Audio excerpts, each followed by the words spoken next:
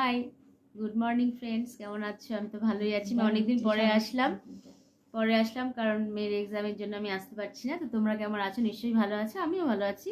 তো আজকে তো সরস্বতী পূজার জোগাড় যন্ত্র হলো, নৈবেদ্য দিলাম, ফল কাটছে আমার হাজবেন্ড, আর জোগাড় ঠাকুরমশাই আস্তে আস্তে আরও 15-20 মিনিট আছে। তো হ্যাঁ, কালকের জন্য রেখেছি। তো আমার ভিডিও দেখো অবশ্যই, ঠিক আছে? আর মেয়ে তো যাবে একটু ঘুরতে, বেশি ঘুরবে না কারণ পরীক্ষা চলছে, স্কুলে যাবে, ওদের স্কুলে আগে পূজাটা হয়ে যায়। ঠিক আছে, তো তোমরা ভালো ভালো থাকো, আমি একটু ব্যস্ত আছি, পরে আবার আসবো। Hi friends, good evening. তো আজ পূজা তো হলো, সরস্বতী পুজো তো ঘরে ঘরেই হয়। তারপর পূজা হলো, আজকে আমার রান্নার অনেক দেরি হয়ে গেছে। পূজা হলো, তারপরে প্রসাদ চালকলা মাখা হলো, কয়েকটা বাড়িতে প্রসাদ দিয়ে আসলাম। পূজা খুব ভালো হলো, আরও হলো, আর মেয়ে তো একটু ঘুরে আসলো পূজা।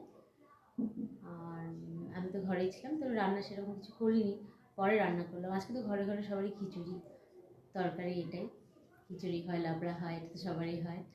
আর এখন একটু শুয়েছিলাম, তারপর চা করলাম, চাও খেয়েছি, এখন বসে আছি। মেয়ে আসলো টিউশন থেকে, এখন আসলো। হাই, আমি চলে আসলাম, এখন একটু রান্নাঘরের কাজ আছে, ভাত করব। আজকে আমি কি রান্না করেছিলাম জানো?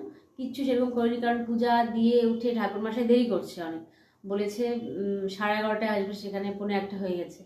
তারপর পূজা অনেকক্ষণ হলো, সব কিছু, তারপরে তো কাজ থাকে, তারপরে আমি রান্না করছি। আজকে বহুত দেরি হয়েছে, বিশেষ কিছু করিনি, শুধু ইলিশ মাছের ঝোল আলু বেগুন দিয়ে করেছি। এখন গরম বসালাম রাত্রে খাওয়ার জন্য, আর মাছের তেল ছিল, ব্যাস। ইলিশ মাছ হলে তো আর কিছু সেরকম লাগে না, মাছ ভাজা ছিল, মাছের তেল আর ইলিশ মাছ আলু বেগুন দিয়ে ঝোল করেছি। সর্ষে বাটা করিনি, সর্ষে বাটাটা তো মা খেতে চায় না। তো ঠিক আছে, আমার ভিডিও অবশ্যই দেখো, সাবস্ক্রাইব করো, লাইক করো, শেয়ার করো। ওকে, তোমরা খুব ভালো থাকো। আজকে দিনটা সত্যিই খুব ভালো কাটলো। তো আমি আবার পরে আসবো, ঠিক আছে? ওকে, টাটা, গুড নাইট।